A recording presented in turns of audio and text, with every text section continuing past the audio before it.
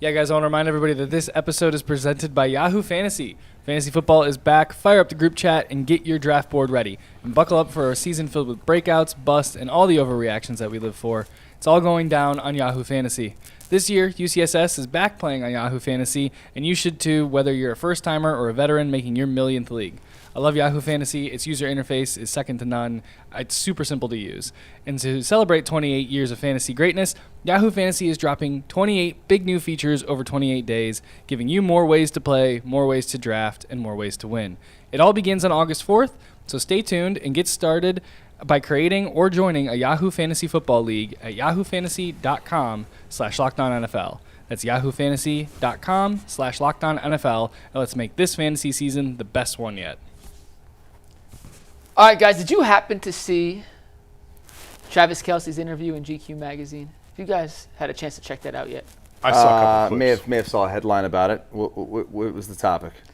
One of the quotes from that interview that kind of caught my eye was him talking about his pre-draft interview with the Cleveland Browns. And if you keep hearing some email sound in your ears, I'm not sure if that's coming out over the actual airways, but something from VMix is chiming in our ears. Just a heads up. It sounds like We'll take a look at it. It sounds like an email notification that we're hearing every time. Just the FYI, not a big deal. But did you see the quote he said about his pre-draft meeting with Cleveland? Jason, did you happen to see this? Yeah. And we have the graphic. If not, I'm going to read it here. But this is what Travis Kelce told GQ magazine. Quote, "I cried in Chud's office and said, I will effing die for this city. I literally was in tears. I said, I'm sorry I'm getting emotional. I grew up down the street. I would effing do anything to play for the Cleveland Browns. He looked at me like I was insane. I don't think he had ever had somebody just pour out their emotions." He went on to say that he thought he was going to be drafted by Cleveland. It ended up not panning out. He ended up getting drafted 63rd overall by the Kansas City Chiefs. But Dustin, before we get into the question I wanted to ask based off that quote, what's your reaction to Travis Kelce and what he said about his pre-draft meeting with the Cleveland Browns? He got lucky. He dodged a bullet. Guy's a multi-time Super Bowl champion, has done everything. He's going to be a billionaire here when he puts a ring on the finger. I'm kidding, but not really. But no, in terms of the football side of things, his career probably never would have gotten to what it is now had he played for the Browns. Well, that was the question, Jason, and we'll start with you because Dustin kind of just alluded to it. But no, perfect segue. What does Travis Kelce's career look like if he's drafted by Cleveland? Well, I'm going to pivot just a little bit off of that because I saw a lot of reaction on social media like, typical friggin' Browns, they don't ever get anything right. They missed on that one too. And I think its context is important. I think you have to go back to that draft and really look at what happened. Did you look at their draft class that year? Yeah. I did too. Yeah. So, there are a couple things that stood out. First of all, it was a terrible draft. The 2013 draft was terrible. That's when Joe Banner and Michael Lombardi were here. That's when they took Barkevius Mingo, and it's easy to say, oh, you should have taken Travis. No one's thinking about taking Travis Kelce in the first round. And just real quick, to carry off that, Mingo was the 6th pick. Yeah. They didn't pick again until the 68th pick. That's exactly right. And that was Leon McFadden. By the 68th pick, Travis Kelce was off the board.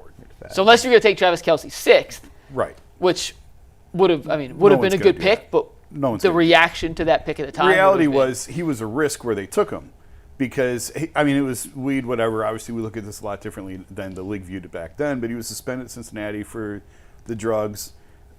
He had a knee injury. He had to have microfracture knee surgery. He missed his entire rookie year. Imagine at the time if you take a guy who misses his whole rookie, you're getting killed for that. And they didn't have a second-round pick because they used it on Josh Gordon the year prior in the supplemental draft. So I just think there's a ton of factors that play into the fact of why Travis Kelce was never going to come to Cleveland or why that just wasn't realistic at the time. And ultimately, you're right. He never would have had the same career. Look who would have been throwing to him. Oh, I pulled that up. I did the numbers on this one. I was proud of myself. You ready for this? This is Manziel. This is Hoyer, right? Yeah, so 14, 15, 16, and 17 were his first 4 full years as a player. Can I play the game? Oh, sure. Can I see how I remember the quarterback? Yeah, 14. 14 was Hoyer, right? Yep. Yeah. And Manziel. Yeah. 15? Yeah. 15 was Whedon? Nope. Who's 15? Tell me. McCown. Oh, yeah. Yeah. Oh, God, I love him. 16. Was that Whedon? No, Whedon was prior. Whedon was prior, yeah. Whedon's not on this. You could guess Whedon's not on the list? All right. No, you could keep Is that guessing. Kaiser? Got to be Kaiser, right? Kaiser was 17. 17. 16 was 16. Who was the quarterback in 16? That would have been The year where the was- Cavs won it all. I'm trying to think who the quarterback of the Browns was. I mean, it's a very forgettable name for what it's worth. wasn't Jake Delhomme? Who was the coach in 16? Was it Hugh Jackson? Was it It was Hugh. It had to be Hugh. It's Hugh. Cody Kessler? Yeah. Bam. Yeah. Kessler, McCown, and RG3 Bam. all started that season. So you compare those quarterbacks to start your career. Kaiser next year. Yeah. Kaiser With- threw a pretty ball, man. Alex Toledo, Smith, St. who Francis. was Travis Kelce's quarterback for his first 4 seasons. I did a comparison. And you want to pull up the There's no way. Kelce- Travis Kelce's going to the Hall of Fame, guys, and he would have not been a Hall of Famer in Cleveland. Yep. Yeah, I mean, he's in the Mike, I conversation. hate for to the- break it to you, but you never dropped your comparison graphic. Are you serious? Yeah, I looked for it. Oh my God, I'm mad. So I did some math this morning. Yeah. So in those first 4 seasons, You can Kelce verbal it. Kelce by himself, 307 catches, 3,900 yards, and 22 touchdowns. By himself. During that same 4-year stretch, all Browns tight ends, all of them, combined 269 receptions, 3,446 yards, and 21 touchdowns. Yeah. And that is significantly boosted from one really good Gary Barnage season. If you take that season out, it is an absolute catastrophe for an entire position group. So, yeah, I think Dustin's right. As much fun as it would have been for Travis Kelce to have been a member of the Cleveland Browns during that stretch, think about all the losing they had gone through, the terrible quarterback play. He never turned into this version of Travis Kelce. Yeah. Never. No. It's the best thing that ever happened to his career. It was going to Kansas City, getting hooked up with Andy Reid and then Patrick Mahomes. He's got a perfect storm for that family, his brother was a really good player. Yep. But ended up being on a team that won a Super Bowl. Yep. And and then his brother is winning Super Bowls and dating Taylor Swift. Like, it's just a perfect storm of fame and accolades for everybody. I mean, not just on the field, but off the field. They're killing it now with their podcast. They're making $1 zillion off that thing. You said he could be a billionaire by marrying Taylor. They might be a billionaire after today's podcast drops and the views and the numbers and the money they get from that alone. Yeah, I mean, listen, they're doing really good things, and I'd say this much. I mean, I know Travis a little bit. I haven't talked to him probably in a couple of years, but I mean, we have got his cell phone number. We were sort of friendly. I guess he used to come on our show. Yeah. And they're really nice guys. They're really down to earth, and Yep. I think everyone that knows them would say that they are not really changed by the fame. It's funny because most of the time when you go from 0 to 1 million on the exposure level like they have, it burns out fast and people get sick of you. And that really hasn't happened yet with those guys. No. I do think that there's some overexposure there. They're everywhere now, but I don't think They're really likable. Yeah, it hasn't reached the point of all right, enough with the Kelces. And that happens quite The only often. time I thought it ever reached that was when Jason was on the Monday Night Football broadcast for the Eagles game last year. I don't remember that. And they built the whole pregame around Jason Kelce doing Oh, yeah.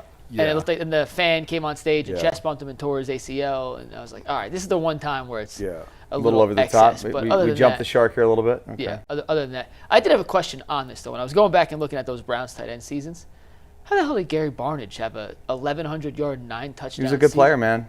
He was a really, really smart. Did they just feature him as the number one focal point in that offense? He was a decent blocker, but he had really good hands. He was a smart dude. There was a run there for a little while where we just had these nondescript tight ends, and he was one of them who just all of a sudden. Who was the main quarterback thrown into? Was it Hoyer? 15 was. Or was that McCown? McCown, excuse me. Yeah, I mean, McCown had a security blanket, and they had a nice connection. I do remember that. We interviewed him a ton on Bull and Fox back in the day. I don't remember. Who else did they have to throw to? Was that the Terrell Pryor year? No, Pryor was later. I don't even know. Pryor was 2017. This was 2015 that he had his. I don't even know season. who else would have been. Who else? No, did you have to throw it to? because this is 15. You said? Yeah, 15. Yeah, I mean, because Josh Gordon's big year was what 2013 or 2014. It was before that. Yeah, Barnage so led the team with it was 1,100. It was before, yeah. He had 85 catches for 1,100 yards and 9 touchdowns. That's a That's a legitimately good season, especially in that era when passing numbers were all down. Yeah. Like, that's a hell of a season. Oh yeah. No, it was. Part of that's also like There's nobody else. Someone's got to catch passes. Yeah, you're going to complete passes in the end. Somebody's got to catch them. So I'd be interested to go back and look and see who else they had to throw to on those teams. It probably was not much. I was shocked to find out that's one of the greatest receiving seasons in the history of this franchise too. Like it's pitiful. It's Not just a saying weird much. list. Yeah, well I know, but it's just a weird list when you actually go back and look at it, and it's Amari Cooper and Josh Gordon has the one season that stands out above the rest, and then it's a list of guys who you're like, oh. I mean, the leading A little receiver. surprised to see that. The leading receiver for this team is still a tight end. Ozzie Newsome, right? From 50 years ago. Yeah. I mean, think about the way that NFL offenses have exploded over the last 20, 25 years and the way that they throw the ball. And this team's best pass catcher is still a tight end from the 70s and 80s. Are you kidding me? Like, that's mind-blowing. What do you think Kelce has left in him for this year, Dustin? Um, Because he certainly wasn't the same caliber of player he No. did last year. No, I think he's Father Time, undefeated. We know that. So at some point he'll start to slow down. I think he still has like the old man strength now. You can see him like he's not quite as nimble as he used to be, but he's still really smart. And the fact that Mahomes and him have such a connection where they're just sort of on the same wavelength at all times. I can't take that away. That chemistry is something that you just can't teach, you can't coach it. They have it. And regardless of how old he gets. I mean, we saw Gronkowski late in his career. I know he's still a little bit younger maybe than Kelce is now, but with Tom, and Tom knew where he was going to be. And I think the same thing can be said for Kelce. And they're just – and they don't have a ton of great studs to throw to, too, so he's still going to be a featured weapon in that offense. So he'll still make plays. I can't see him playing much longer, though. This has to be his last year, right? Yeah, and why not? Why ride it out? Yeah. I mean, dude, football is a brutal game. It's hard. It's it's tough on the body. It's tough on the brain. You've made so much money. You've won your Super Bowls. Like, really, what more do you need? He's not as good as he once was, but he can be as good once as he ever was. Yeah. For this season, we'll wrap it up with this. That's right. Would you rather have Njoku or Kelce this year? I mean, for Oh, what I mean, team for our situation, I'd rather have Njoku, probably because he's a better athlete, and he's in a contract year. More importantly, and there's more runway for him to stick around. Sure. Whereas the Browns aren't going anywhere. Now, if you're trying to win a Super Bowl, I'd take Travis Kelce. Yeah. But we don't have Mahomes. Yeah. For the situation the Browns are in right now. If you were like let's pick a random team with a halfway decent. If you were Seattle had the choice of Njoku or Kelce. Who do you think Seattle would take?